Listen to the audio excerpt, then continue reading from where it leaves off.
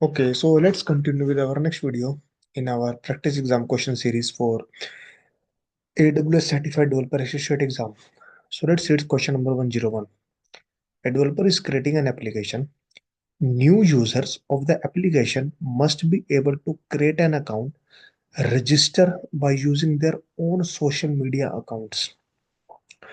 Which AWS service or resource should the developer use to meet this requirement? So whenever you see you want to create an account, authentication, some kind of thing, uh, Cognito as an AWS service should come into your mind.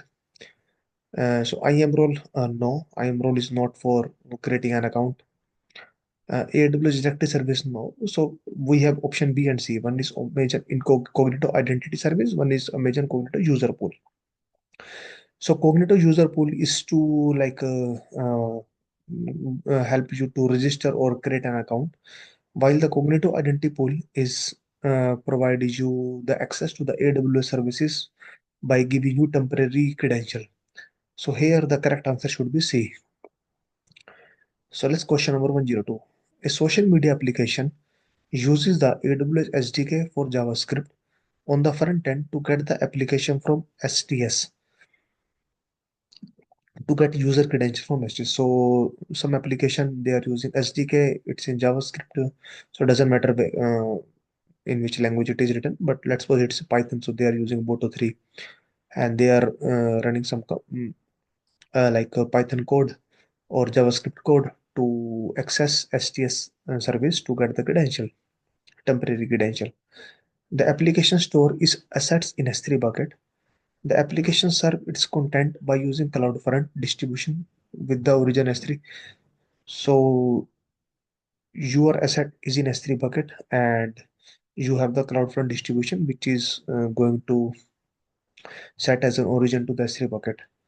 The credential for the role that the application assumed to make the SDK calls are stored in plain text in JSON file with the application code. So what is mentioned? The credential for the role that the application assume to make the SDK calls are stored in the plain text. So basically the credential are hard coded in the application code, which is not a good approach.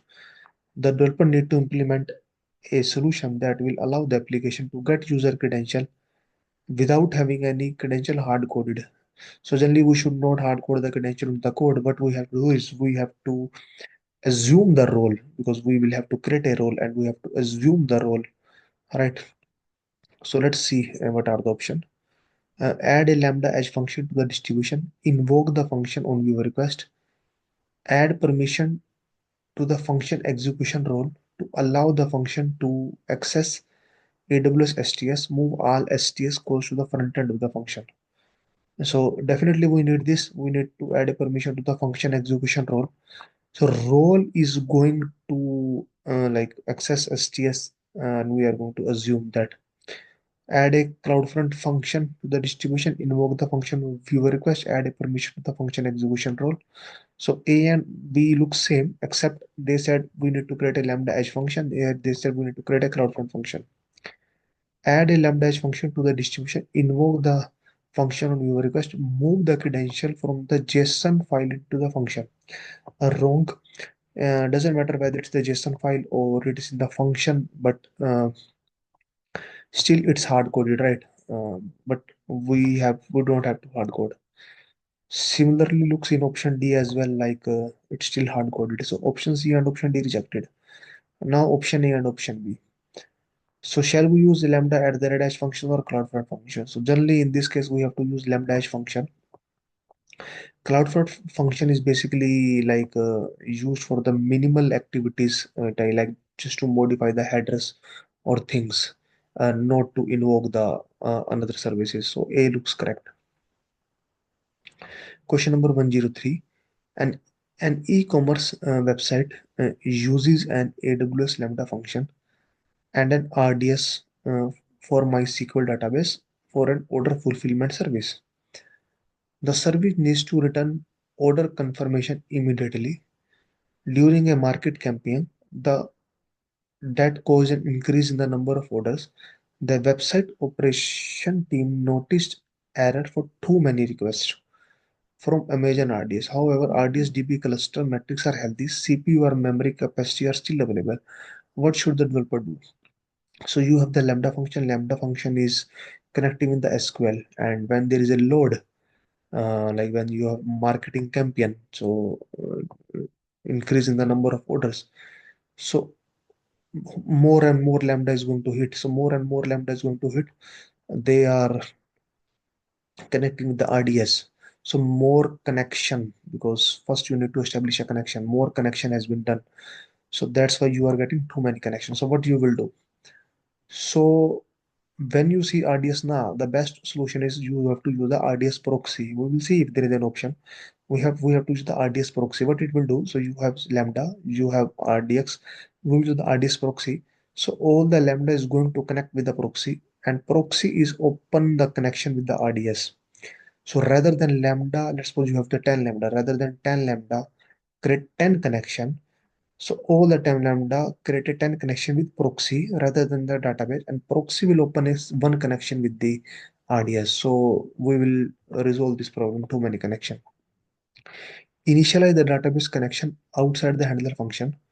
Increase the max user connection value. Restart the DB cluster. We can do this. We can increase the max user connection, and if you restart, there is a downtime. But also this is going to temporarily resolve your problem, because if there is a more and more user, so yeah, anyhow eventually this parameter will also get exhausted. Initialize the database connection outside the handler function. Use RDS proxy. Yes, RDS proxy of connecting directly to the database cluster. RDS proxy is the correct option. Use simple queue service FIFO queue to queue the orders. No. Use simple queue service. No. So B is the correct answer. Question number 104. A company store its data in data tables in a series of Amazon S3 buckets. The company received an alert that the customer credit card information might have been exposed in a data table in one of the company's public applications. So you are storing some information in S3. So they received the alert because while storing the information S3, by mistake you show the credit card information. A developer need to identify all potential exposure within the application environment. So how they are going to identify if there is any like this kind of information has been stored. So you have the AWS service called Amazon Mackie. If you run that service is going to access your S3 bucket and trying to figure it out if you have stored this personal information or financial information. So use Amazon Athena. No. Amazon Athena is used to run the queries on the S3. No. Amazon is Athena. No. So you have option B and C. Use Amazon Mackie. Yes, correct. Use Amazon Mackie. Yes, correct. Find the findings by using the sensitive data, financial finding. Find the finding using the sensitive data, personal finding. So answer should be financial finding, because here you are trying to find the credit card information rather than the personal information like name, date of birth. So financial finding is the correct answer. Option B is the correct answer. Question number 105. A software company is launching a multimedia application. The application will allow guest user to access sample content before the user decide if they want to create an account to gain full access. So even though the application provide the facility to sign up or something, but they want when the user trying to access the website, they should see at least some content. They can access their website, and if they feel good, then they can decide okay whether they want to create an account or not. But at least even if the user did not create an account, they can still see some like content of their application. The company wants to implement an authentication process that can identify users who have already created an account. So they want the guest user also can see the content, but only some content. Along with that, authenticated user can see the content.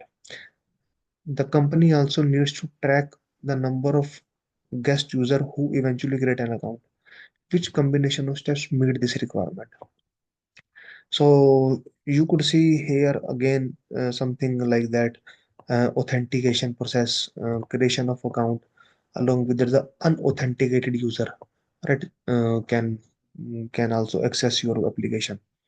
So immediately, one AWS service should come into the mind, that is the Cognito.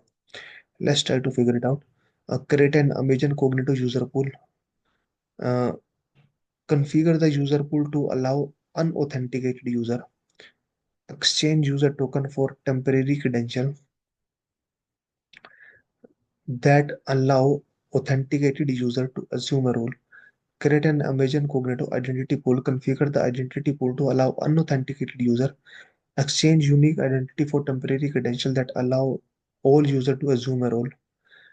Create an Amazon Cloud Fund distribution. So C is totally wrong. Create a role for authenticated user that allow access to all content.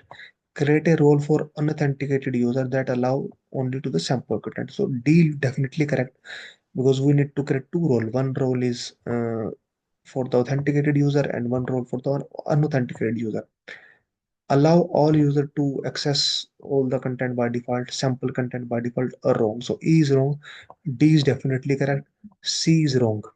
But we have to choose two options. So D is correct, and out of A and B there is a one correct. So you could see you have created a IAM role and you need to assume that role so that you can access the services or something like that. So probably identity pools should be the option. So B and D. Question number 106. A company is updating an application to move the backend of the application from EC2 to serverless. So earlier they were running application to EC2, now they move to some serverless, maybe Lambda or something else. The application use Amazon RDS for MySQL DB instance and runs a single VPC on AWS. So there is only single VPC. Application in the DB instance deployed in a private subnet. So both application and DB instance they are running on the same subnet. The company needs to connect Lambda function to the DB instance. So basically, when they say serverless, so it's Lambda. So basically, Lambda needs to connect with the RDS. And even though there is a single VPC, so when you deploy the Lambda, it should be in the VPC because your RDC in the VPC. And anyhow, it is clearly mentioned, it is in the same subnet. But if one service trying to access the another service, and when you access the database, you have to allow some kind of a security group, inbound and outbound security group. All right, so let's see. Create a Lambda function inside the VPC. Okay, correct. With the AWS Lambda execution role policy. Execution role policy means just the basic access, that is just to create a CloudWatch logs. Uh, Modify the RDS security group to allow inbound access from the Lambda security group. So half is correct, but this doesn't make any sense just to give the basic permission. Create a Lambda function inside the VPC, yes. With the AWS Lambda VPC access execution role, yes, we need the VPC execution role.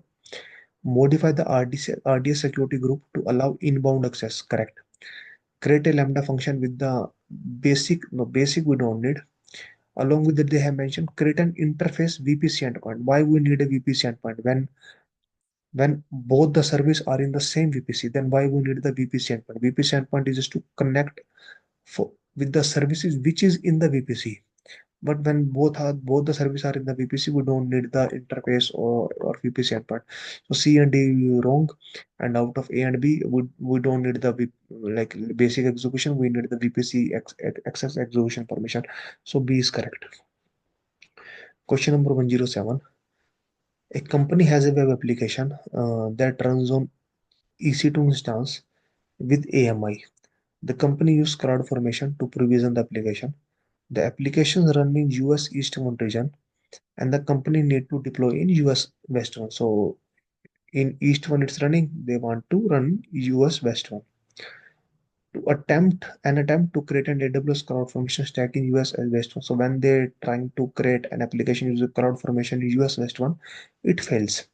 And the error message says that AMI doesn't exist because AMI is region specific. So this AMI exists in US East one. That's why application deployed successfully or created successfully. But in the West one, it was not. So what should the developer do? So basically the developer can copy this image from this region to this region. That's it. So change the AWS CloudFormation template for US East 1 to US West 1 to use an AWS AMI. No, because the AMI doesn't exist. So you need to copy the AMI. Copy the custom AMI from US East 1 to US West 1, correct.